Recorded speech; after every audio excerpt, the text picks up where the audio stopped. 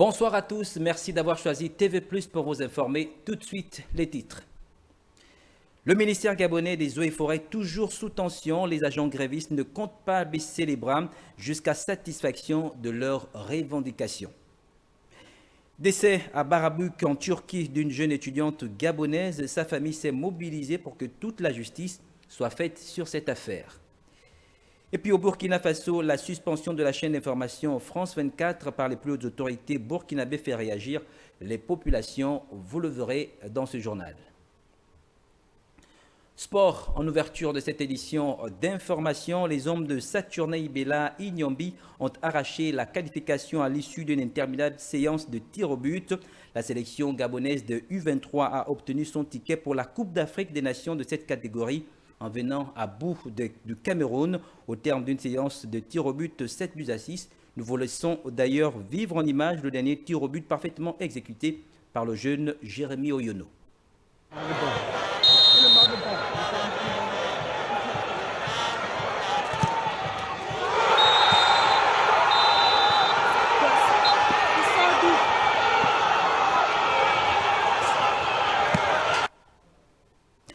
Nous poursuivons sur le front social pour parler cette fois-ci de la pression qui ne baisse toujours pas d'un ton au ministère des Eaux et Forêts. Depuis plusieurs mois, les agents n'ont toujours pas obtenu gain de cause. Mais quelles sont les raisons de ce statu quo? Jessica Ondjoa nous en dit plus. Ils reviennent ce jour après un moment d'interruption lié à l'organisation du One Forest Summit. Les agents du ministère des Eaux et Forêts vêtus de rouge aux couleurs des banderoles n'ont pas trouvé satisfaction auprès du patron de l'institution. Nous avons décidé de reprendre la grève à cause de l'indifférence, à cause du mutisme et l'inconséquence du ministre Liwat qui avait pris des engagements avant la tenue du sommet international des forêts pour tout faire afin que la grève soit levée. Malheureusement, ces engagements n'ont pas été tenus, le dialogue n'est pas toujours repris. C'est pour cela, comme l'Assemblée générale, les agents ont décidé de reprendre le mouvement de grève. Vuvuzela en main, réclamant haut et fort la mise en application du protocole d'accord. Ici, hommes et femmes, debout pour certains, assis pour d'autres, expriment leur mécontentement.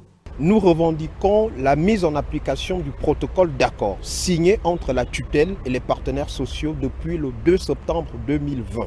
Depuis près de 3 ans, le ministre Liwat s'obstine à ne pas rendre le dialogue social opérant dans notre département. Et nous sommes vraiment très déçus par cette approche managériale. Nous avons été une fois de plus floués, s'il faut le dire ainsi. Cette fois, sans réponse concrète, le mouvement va se poursuivre. Monsieur Liwat et son équipe, depuis qu'ils sont à la tête de notre ministère, font tout pour entretenir une relation conflictuelle avec les syndicats. Nous ne nous inscrivons pas dans cette démarche et nous en appelons vraiment de façon solennelle à l'intervention du Premier ministre, chef de gouvernement, pour rappeler à l'ordre le ministre Liwat qui nous embarque dans un navire en tant que capitaine pour une trajectoire indéchiffrable, illisible, et nous en appelons au Premier ministre pour que des bouées de sauvetage soient envoyées aux agents du ministère des Eaux et Forêts pour espérer des survivants lorsqu'adviendra le naufrage. Des années durant, à 2 reprises de suspension du mouvement de grève, ce sont au total plusieurs familles impactées par ce calvaire. Et puis, une triste nouvelle dans ce journal après le décès survenu en Turquie de Dina Pongo Ibanga Janadanis. Les parents ont observé un sitting ce matin à l'ambassade de Turquie au Gabon. Ils exigent que toute la lumière soit faite sur les raisons de sa mort. Plus de précisions dans ce reportage de Ruth Matsanga.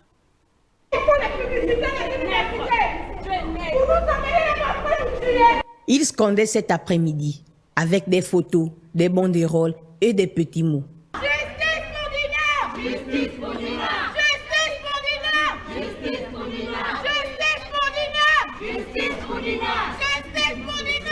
La famille de cette jeune étudiante morte en Turquie, dans des circonstances tragiques, a observé un sitting auprès des autorités turques au Gabon. Elle pose certaines questions, comment la chose s'est passée, parce qu'ils sont aussi en train de noter. Et puis on a dit qu'on a des audios. Et l'enfant étant tous les pays, ils ont dit que vous amenez les audios et puis on va aussi écouter, parce qu'ils sont en train de prendre les preuves, parce qu'ils ont aussi saisi aussi l'ambassadeur du Gabon qui est là-bas.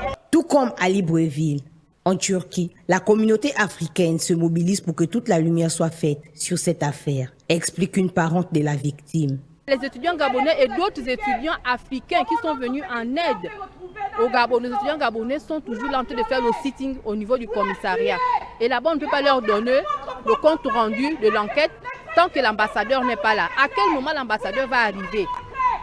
Quelle que soit la ville où se trouve l'ambassadeur, il faut combien de jours pour qu'il arrive à Karabou? Des confusions subsistent autour des circonstances de sa mort, indique le père de la jeune fille décédée. C'est avec les Turcs, voilà. On voyait souvent des cris d'alerte. En salon les cris d'alerte, elle était harcelée. On l'a proposé même l'argent pour que des gens voulaient sortir avec elle. Dina Bongo Ibwanga s'était rendue en Turquie dans le cadre de la poursuite de ses études universitaires. Sur place, elle exerçait également une activité commerciale pour joindre les deux bouts. Elle a malheureusement succombé aux affres des malfaiteurs. Vivement que toute la vérité soit faite sur cette affaire. Activité présidentielle, cérémonie de présentation de l'aide de créance ce matin au palais de la présidence. 4 nouveaux ambassadeurs accrédités au Gabon présentés au président gabonais Ali Bongo leurs documents, les établissant comme chefs de mission diplomatique de leur pays respectifs. Le reportage est signé de Aline Ndila de la presse présidentielle.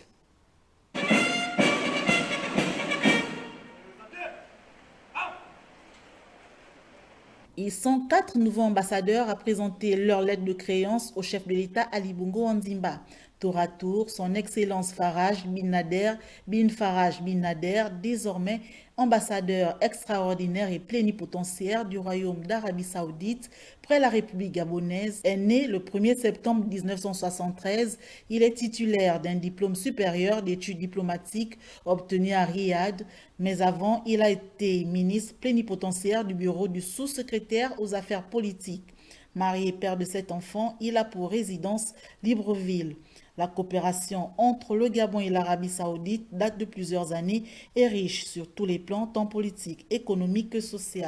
Quant à Alex González Garcia, ambassadeur extraordinaire et plénipotentiaire de la République de Cuba près la République gabonaise, est né le 3 octobre 1974 à La Havane. Le plénipotentiaire a officié en tant que spécialiste principal, département de coordinateur de la programmation et des attachés de protocole à la direction générale du protocole du ministère des Relations extérieures.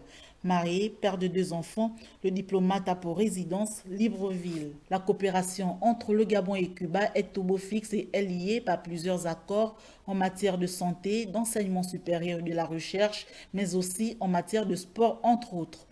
À la suite de ce ballet diplomatique, Velupile Kananathan, ambassadeur extraordinaire et plénipotentiaire de la République socialiste démocratique du Sri Lanka près la République gabonaise, a pour résidence Nairobi en République du Kenya. Le diplomate a été précédemment envoyé spécial en Afrique du Premier ministre du Sri Lanka en Afrique en janvier 2020, puis haut commissaire du Kenya et représentant permanent auprès du PNUD et d'ONU Habitat. Le Gabon et le Sri Lanka entendent renforcer leur coopération bilatérale et multisectorielle. Le Sri Lanka est un État insulaire situé au sud de l'Inde, dans l'océan Indien. Et pour boucler cette cérémonie protocolaire, l'honneur est revenu à Perpetua Joyce Nana Danto, l'ambassadeur extraordinaire et plénipotentiaire de la République du Ghana près la République gabonaise, a pour résidence Malabo en République de Guinée équatoriale.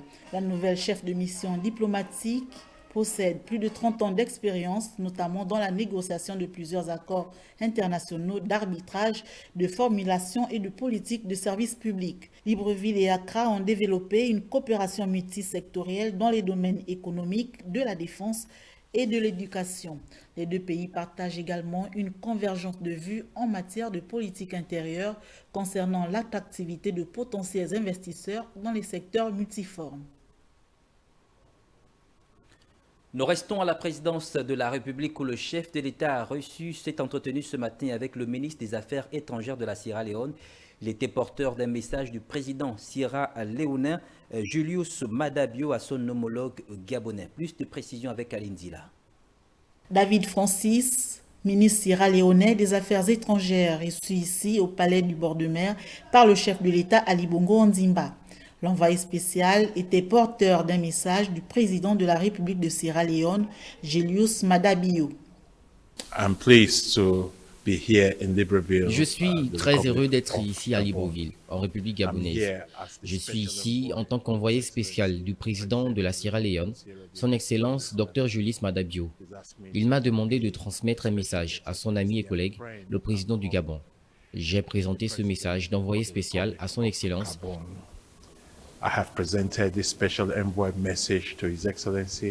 Ali Bongo Ondimba, le président de la République et le ministre sierra-léonais des Affaires étrangères ont également échangé sur plusieurs autres sujets, notamment l'organisation prochaine à Libreville de la conférence du comité des 10 chefs d'État africains sur la réforme du Conseil de sécurité des Nations Unies, C10, dont la Sierra Leone assure la présidence.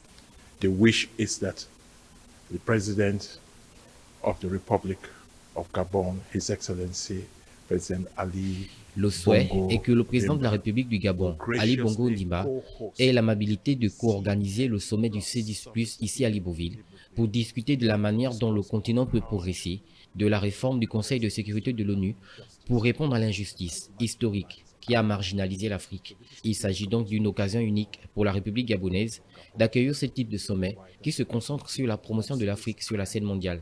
Je suis donc très heureux d'être ici, au nom de son Excellence, le président de la Sierra Leone.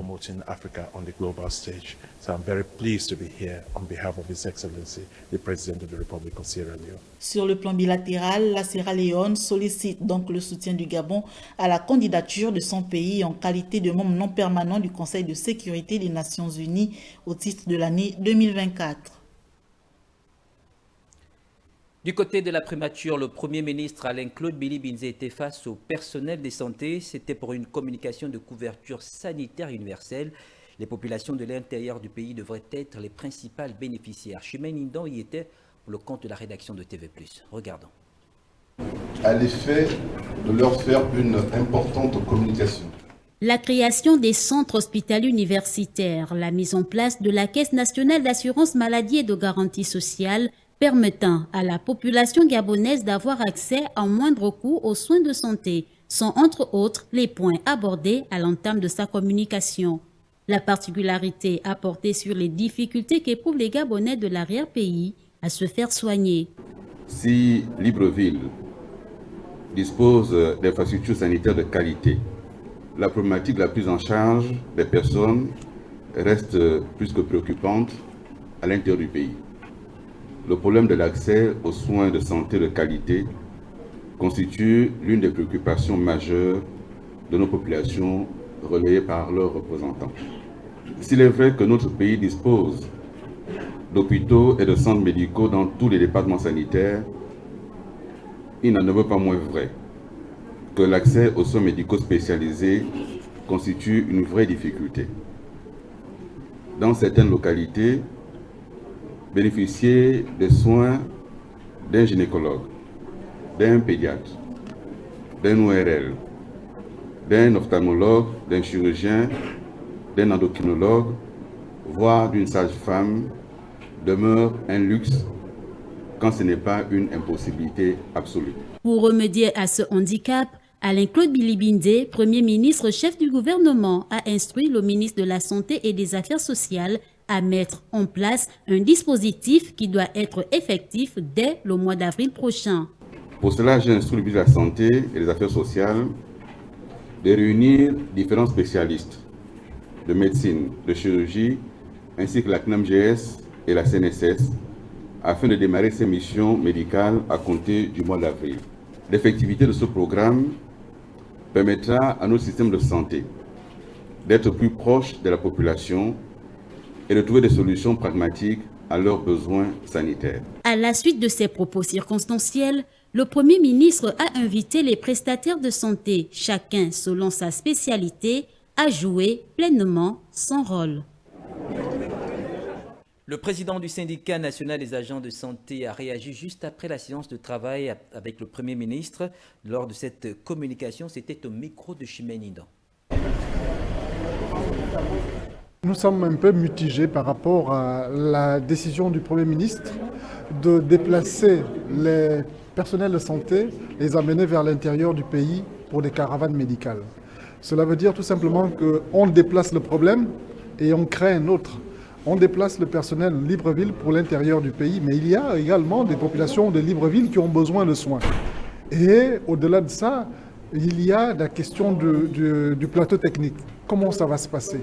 Toutes ces personnes qu'on va justement prendre en charge à l'intérieur du pays, c'est quoi le suivi? Parce qu'une personne opérée a besoin d'un suivi. Qu'est-ce qui se passe après lorsque cette caravane médicale justement tourne le dos pour regagner Libreville? Toutes ces questions, on doit pouvoir justement les analyser et dire que là, nous avons un sérieux problème dans notre pays parce qu'il faut former le personnel. Il faut former le personnel. Nous avons un déficit de plus de 6 000 agents aujourd'hui et nous avons besoin que le personnel soit formé. Et on ne parlera plus justement de désert médical si le personnel est formé. Si on n'a pas, effectivement, on va faire du saupoudrage en essayant d'aller faire des caravanes médicales qui malheureusement ne règlent rien du tout. Nous avons besoin qu'on forme le personnel, nous avons besoin qu'on mette à la disposition des structures sanitaires des moyens qu'il faut pour pouvoir justement s'occuper des populations correctement. L'actualité à l'intérieur du pays à OIM, formation à la culture de la paix. Les jeunes du Wellington désormais outillés et aptes à vulgariser la paix dans leur localité. Une initiative de l'ONG Les Tisserands. C'est un récit de Maya Meda sous les images de notre correspondant Curtis Nzeoba. Regardons. Il a permis à des jeunes qui n'avaient jusqu'ici rien en commun de partager leur passion pour construire une cause commune, se mettre au service de la communauté, de mutualiser les bonnes pratiques. Initiée par l'UNESCO, la formation des jeunes tisserands de la sous-région, dont le Gabon, le Tchad et le Cameroun, les 3 pays visés par le dit projet, avec la formation d'une centaine de jeunes dans la culture de la paix et les pratiques et le processus d'autonomisation. Le président du Conseil national de la jeunesse du Gabon exprime sa satisfaction. C'est un honneur pour moi également parce que ce projet qui a été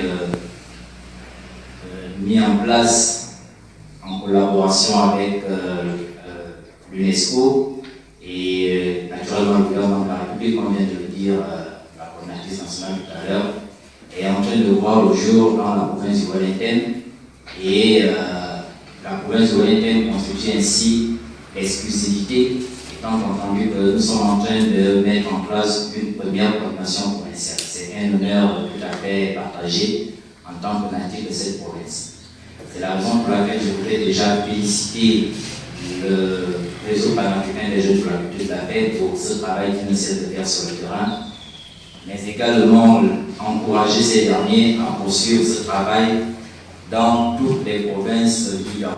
La cérémonie qui a été ponctuée par la répartition des différents jeunes tisserands dans leur zone de compétences a eu un impact positif, où ils ont eu l'occasion de vulgariser et de partager leur savoir-faire en matière de culture de la paix. Alors, l'un des principaux résultats de ce projet, c'est de pouvoir créer un réseau de 1800 jeunes tisserands de la paix que vous êtes ici représentés dans le cadre de ce projet et de pouvoir former, ce qui a été également fait avec l'appui du partenaire UNESCO, 160 jeunes porteurs de projets d'entreprises sociales et solidaires. Le Gabon étant considéré comme un havre de paix, et c'est dans ce sens qu'ils soutiennent cette initiative qui contribue à la consolidation de cet héritage commun. Pourquoi nous savons également le choix de notre province pour abriter les activités du projet des jeunes qui seront de la paix dans les régions frontalières du Gabon, Cameroun et Tchad. Chers tisserands de la paix, après avoir été formés par l'UNESCO, le moment est venu de vous déployer sur le terrain. Comme le nom l'indique si bien, vous êtes appelés maintenant à tisser la paix, à travers notamment les messages que vous voulez véhiculer au cours de vos activités. Ayant reçu les rudiments nécessaires, le maire du 2e arrondissement de la province du Wellington, Joël Obiang-Biban, en ouvrant les travaux de restitution, les résultats de la formation a rassuré le secrétaire permanent du réseau panafricain des jeunes et la coordinatrice que cette plateforme associative a eu un écho favorable auprès des jeunes Wellingtonois. Plus que quelques jours et le Gabon devra remettre son premier rapport après sa réadhésion à l'ITIE, l'initiative pour la transparence des industries extractives, un délai que les parties prenantes comptent bien respecter. Des précisions avec Estelle Amban. Après son départ du processus de l'initiative pour la transparence dans les industries extractives en février 2013, le retour du Gabon a été approuvé en octobre 2021. Depuis lors, les collèges du groupement multipartite GPM s'activent pour répondre aux attentes de la norme. Le Gabon a réadhéré à l'ITI et aujourd'hui nous sommes pleinement dans la mise en œuvre, la rédaction du rapport 2021 de l'ITIE, le premier rapport à la suite de la réalisation du Gabon.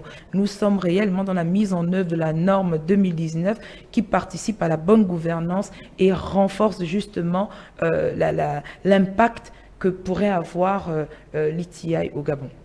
Si les spéculations vont bon train sur un probable retard du Gabon à l'échéancier prévu, les représentants des administrations publiques impliquées dans la gouvernance des ressources naturelles et industries extractives rassurent sur l'élaboration et la validation d'un protocole de participation.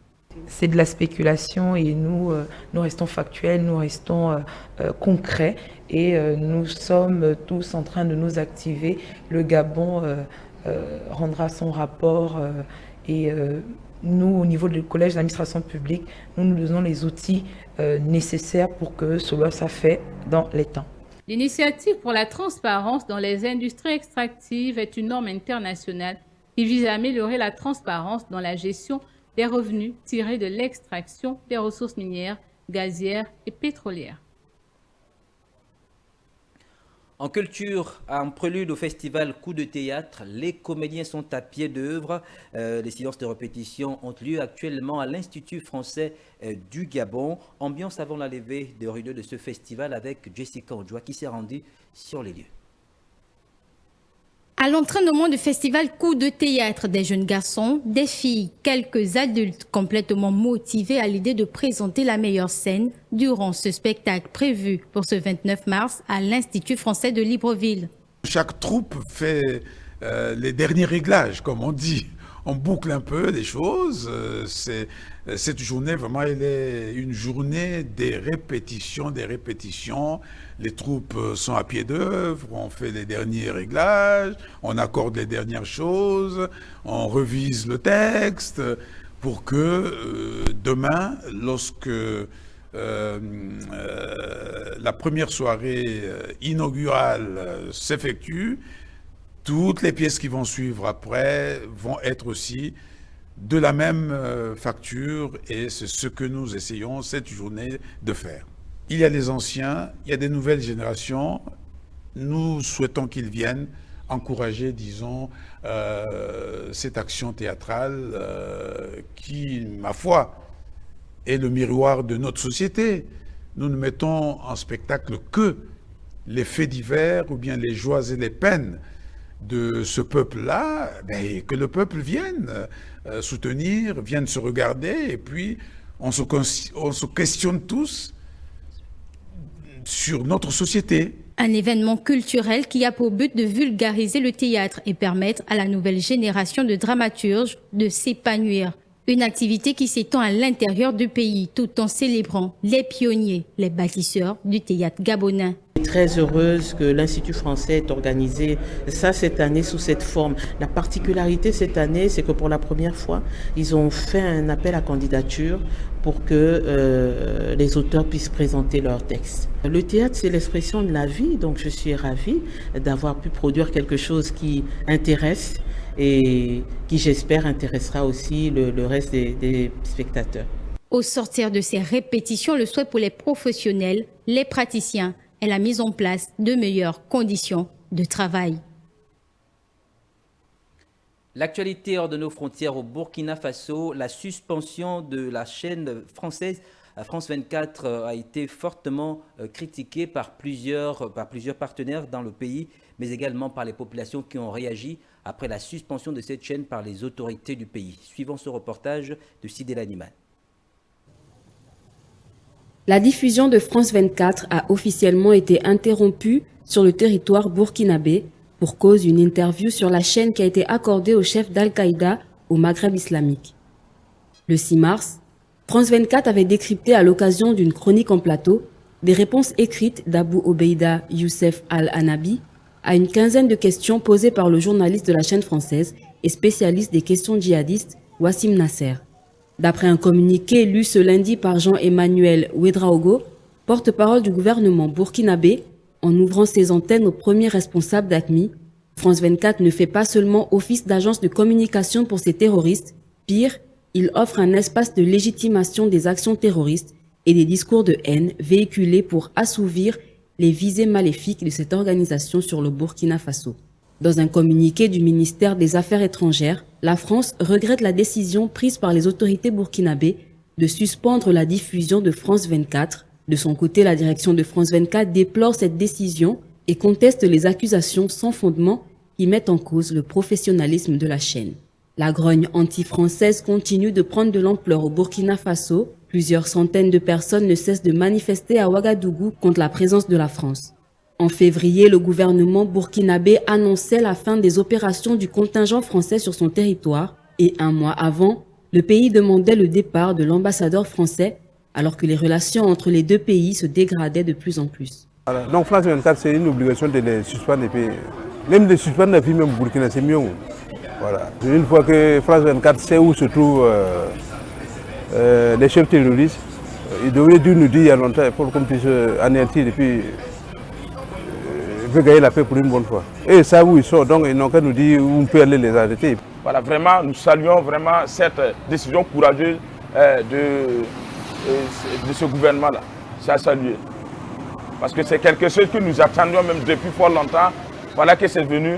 Nous savons que vraiment les enfants de Thomas Sankara sont vraiment nés actuellement au Burkina Faso. Le Burkina Faso suit les traces de son voisin le Mali, qui depuis un an a également suspendu RFI et France 24 de son territoire. Retour sur l'actualité sportive. Les crocodiles broient les panthères au Nil du Soudan dans le cadre de la 4e journée des éliminatoires de la Coupe d'Afrique Total Énergie Côte d'Ivoire 2024. Score final 1-0. Le résumé de cette rencontre avec Jeremy Goma.